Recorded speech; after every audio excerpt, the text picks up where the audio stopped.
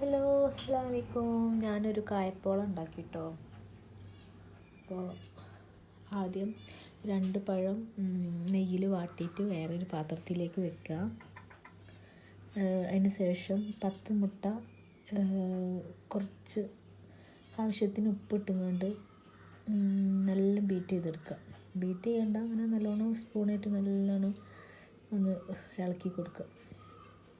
എന്നിട്ട് നല്ല പഞ്ചസാര ഇളകണ വരെ ഇറക്കുക. 2 ഏലക്കായ ഇട്ടിട്ട് നല്ലോണം അങ്ങോട്ട് ഇളക്കുക.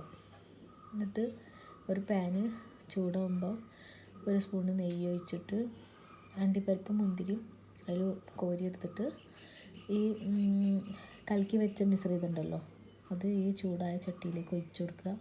എന്നിട്ട് ചെറിയ തീയിൽ വെക്കുക. ഒരു 5 മിനിറ്റ് കഴിഞ്ഞതിന് ശേഷം ഈ വാട്ടിയ പഴങ്ങൾ കണ്ടോ ഓരോന്നോരോന്നിങ്ങനെ വെച്ച് കൊടുക്കുക. പഴങ്ങൾ ഇങ്ങനെ സെറ്റ് നീളത്തിൽ കഷ്ണം മുറിച്ചിട്ട് വെക്കുക കേട്ടോ.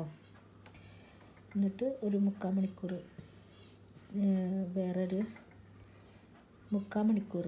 വേറൊരു പാത്രത്തിലേക്ക് പിന്നെ എന്താ പറയുക, അടിയിൽ ചൂട് കട്ടിയുള്ള വേറൊരു പാത്രത്തിൻ്റെ മേലെ ഇത് വയ്ക്കുക.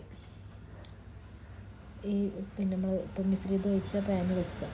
എന്നിട്ട് അങ്ങനെ 3/4 മണിക്കൂർ കഴിഞ്ഞതിന് ശേഷം നമ്മൾ നോക്കുമ്പോൾ നല്ല ഇതായിട്ടുണ്ടാവും. അപ്പോൾ ഇതിൻ്റെ അടിയൊക്കെ ഞാൻ കാണിച്ചു തരാം കേട്ടോ. ഇതാണ് ഇതിൻ്റെ അടി, കണ്ടോ, ഇത്രേ ആവുള്ളൂ.